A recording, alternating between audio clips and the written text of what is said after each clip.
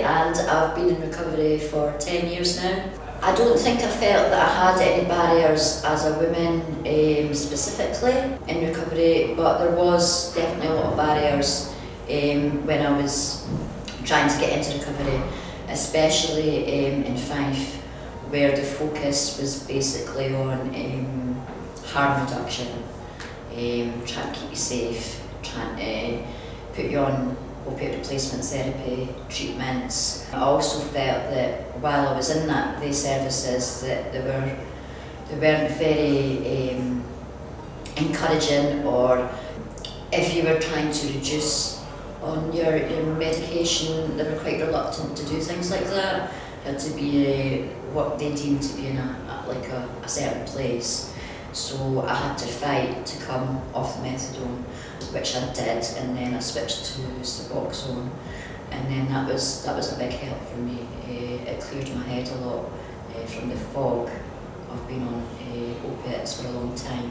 Yeah, I think the barriers are the services, really. That's the biggest barrier I would think that anybody in recovery faces. People that are working in the services that don't really have any lived experience of what it means to be an addict, to be an addict or to try and get into recovery. They don't know that we're all individuals, our addiction's individuals, so our recovery needs to be individual, it needs to be tailored, and there's just not enough services that were available. I mean, your options were like walking groups, counselling, just like very, very basic.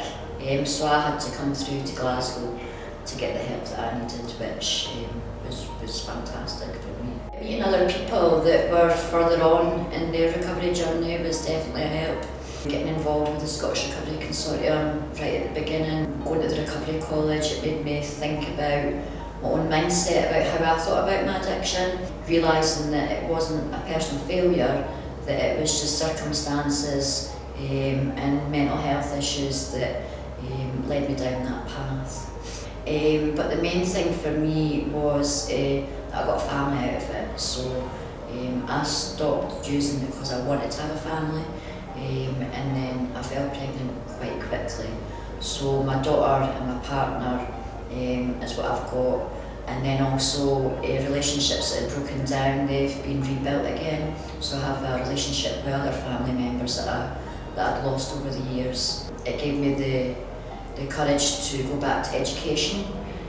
So I'm now in my final year at uni at St Andrews Uni doing a history degree. It's just about being able to hold my head up and feel that I'm myself again. Although I'm not myself because I'm a different person. I think addiction's changed me, but then being in recovery has changed me as well.